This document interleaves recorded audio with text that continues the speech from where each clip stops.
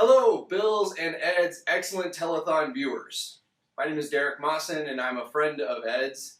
And he asked me if I would participate in the Bill's and Ed's excellent telethon. And I said, sure, of course. I'm an artist. I'm a friend of Ed's. This will be just so easy. I just get a piece of paper out. Maybe I'll do a caricature of Ed. It'll be great. It's right up my alley. Something I do all the time. And it'd be very, simple. Just take me a couple minutes to do. And then Ed's like, well, why don't you do a tiki drink? You're the tiki guy. You got the tiki beard. You made a tiki mug for Kickstarter. You're like a tiki man. So wouldn't it be so cool if there was like a cocktail hour and you made a cocktail tiki drink? And I said, okay, I'll do that. But what Ed doesn't realize is that the tiki drink isn't just about mixing some drinks together and getting some juice and putting some alcohol in it. There's so much more to tiki than just the drink itself. And I can't just make a drink for your telethon. I have to do the whole tiki thing now, which is a little bit more work, but I'm happy to do it for you, Ed. So let's get started. First thing you got to do when you're going to make a tiki drink is you got to set the tiki mood. Now, as you can see from outside, it's a little early in the day to be making a tiki drink, but if I was at a real tiki bar, they'd block out all the windows and we'd pretend that it's nighttime in some cove somewhere in some cave. So let's go ahead and do that. Let's block out the lights. Let's make it as dark in here as possible. I'm going to turn off a couple lights. Start getting some mood going in here. Okay. Need a little bit of light, but I don't need that much. Okay. Kind of nice. Now some jewel lighter. Maybe we'll turn this down too. All right. All right. I'm starting to feel a little bit more tiki now. Just a little bit more. There's some other stuff missing. The music. Got to do some music. So come on over here. Whenever you're going to do some tiki drinking, you got to listen to some Hawaiian or exotica tiki music. And that stuff's pretty easy to find. You normally find it in the dollar bins at all the record stores or the thrift store. If you just go look through the 50-cent bin, you'll normally find it. It's really, really cheap and readily available. And it's really easy to tell what the good ones are going to be. If you're looking through them and you're like, oh, I don't really know what to get, always look for the girls. The girls tell you that it's a good record. See this one here by Roy Smeck, The Haunting Hawaiian Guitar? It's an okay record. But this one here, Fire Goddess? I mean, it's got a girl holding flaming coconuts. And real coconuts. I'm not using euphemism here. And, you can tell that's going to be a great record. It's Webley Edwards is the orchestra for this one. This one here I knew was going to be really good because it had shrunken heads on the front of it. I mean, that's nice and wicked. You got the Walt Disney Enchanted Tiki Room stuff. And I'm telling you, man, all this stuff, so cheap. Look at this. $2.99 for Quiet Village. And it's got a girl and she's like hugging a bamboo. You know that's some good music. So let's pick out one here. Let's see here. This one's got a naked girl in the front, so this one's going to be extra good. So let's do this one. Creep Exotica. All right, ooh, blue vinyl. It's nice. Put this on and be transported to Tiki Paradise.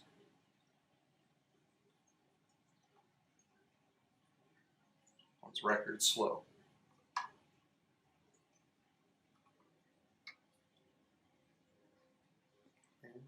Just listening.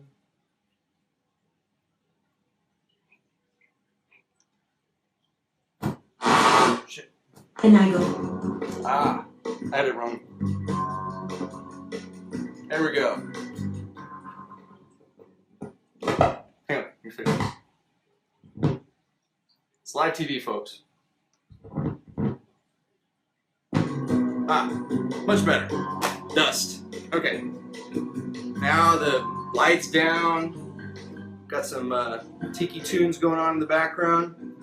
Now I need to, get out of this hipster clothing and get into something a little bit more tiki.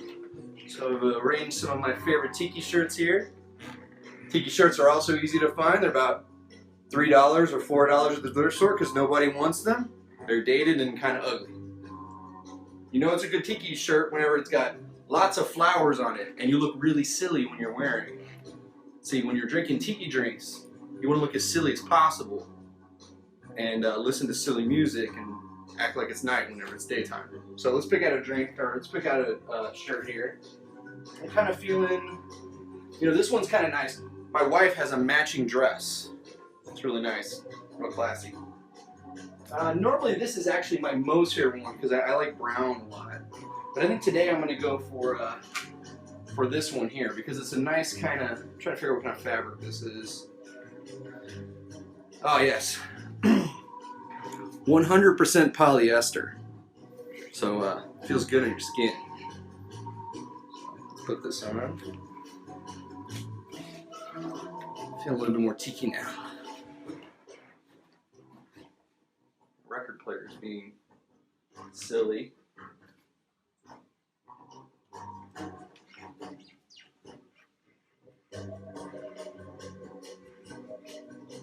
All right. Now is maybe the funnest part of tiki for me, other than the drinking, is figuring out what I'm going to drink out of. And you have to drink out of a tiki mug, of course. And there's a lot of decisions that have to go into picking the right kind of tiki mug. I mean, you got mugs like this whenever you're making drinks for a group of people, or you're just a raging alcoholic and you fill up the whole thing. It's got a little reservoir here at the top where you can put some 151 proof rum and burn right off the top. In fact, let's try that out.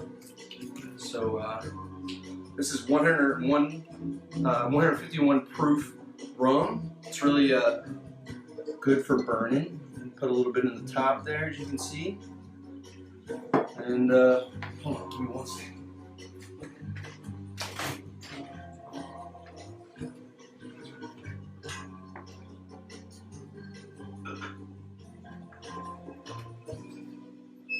Okay, I'm back. And I just set it on fire there. There we go. And I don't know if that shows up too well on film. Let me turn off the light, maybe it shows it better. But instantly, you got something really interesting going whenever you serve a drink like that. You got the flame going. People go, ooh, ah, that's so amazing. So, anyway, now we got to pick out a mug, for today's drink. And the drink that I'm making today kind of requires a small, sort of squatty mug, more in this kind of family of mugs here.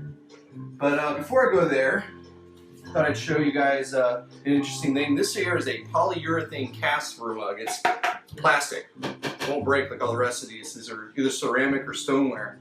And this was actually for a mug that I made for Kickstarter. So I think the coolest thing about it is seeing how small it gets. So this is the cast, and this is the one after it comes out of the kiln, and it shrinks about 15 to 20%.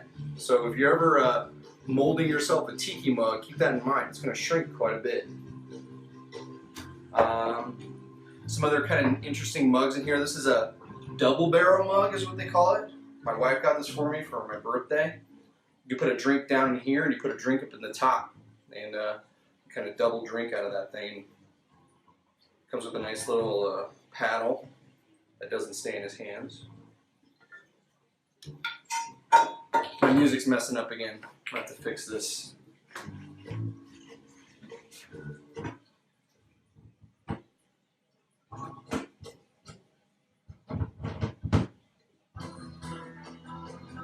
Alright. So, sorry about that. Normally, doesn't go so much. So, oh, and I like this one here, nice shrunken head. Kind of goes with my shrunken head record here. And then there's like these old classic mugs. So like this kind of mug and this kind of mug. This old Fu Manchu mug. These are like the original mugs for tiki, like back in like the 50s. Almost every restaurant that served tiki drinks would have kind of the same sort of mugs with those. But as you can see, they've expanded from there. There's Fat Elvis mug. There's a boob mug, complete with tassel. There's the Cthulhu mug, based on the Tales of the Cthulhu. There's like a Martini tiki mug, which I'm not sure how I feel about this, but tiki glass. There's the Gwar mug, if you're feeling metal, you want to do that with your tiki. And then there's this one. I think this one's kind of cool.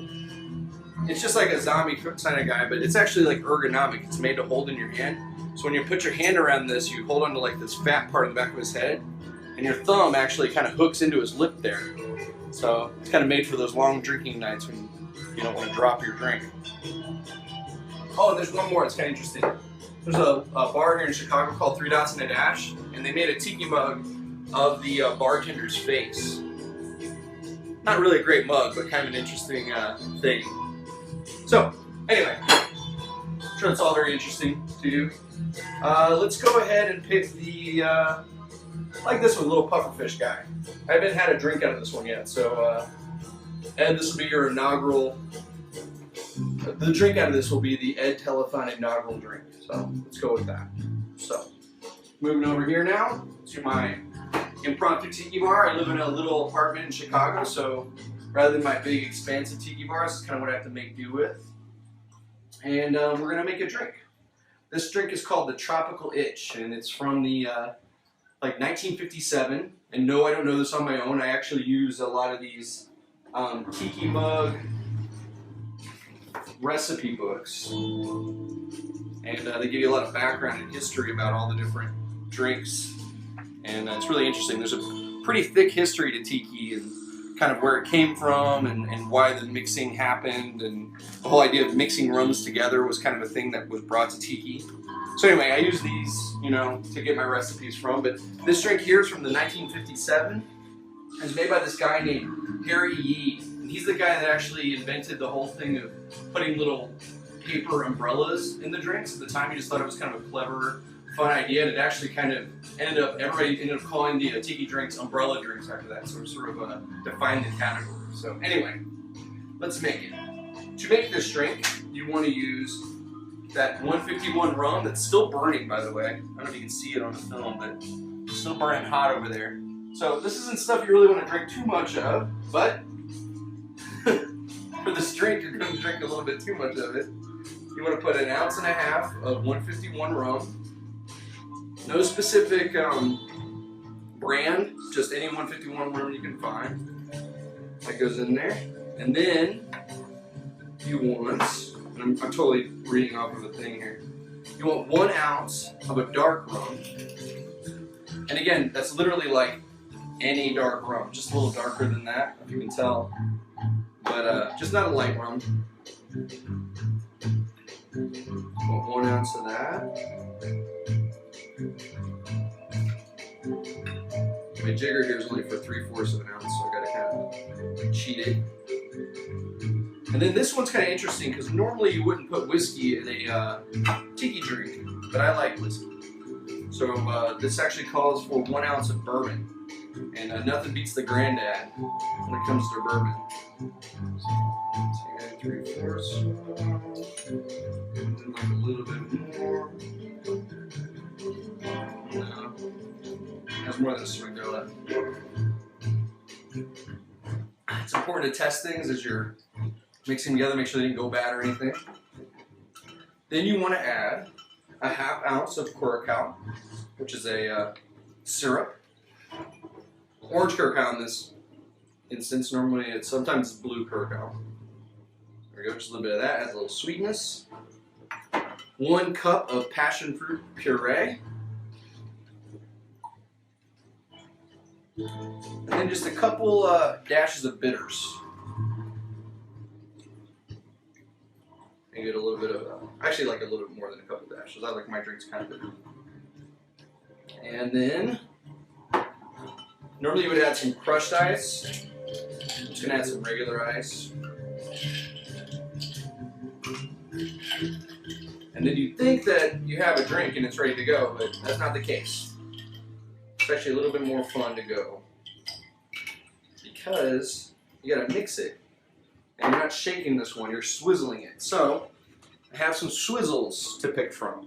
And there's lots of different kinds of swizzles. There's, let's see here, a little skull guy swizzle. Right there.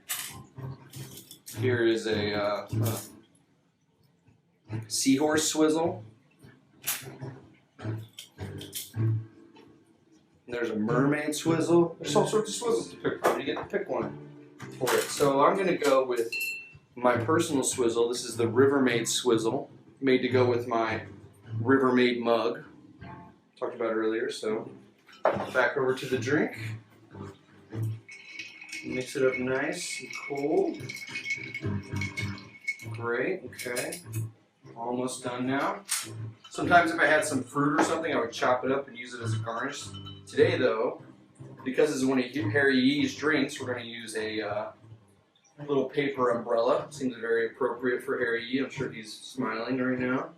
And then lastly, you just need a straw, because these things are already good to drink out of. You need a straw to be able to drink out of most tiki mugs. And there we go. I've got my music that's not quite working. I have my drink all by myself. And I'm ready to go down the rum river. So thanks, Ed. Thanks for having me involved, and have a good night. Ed.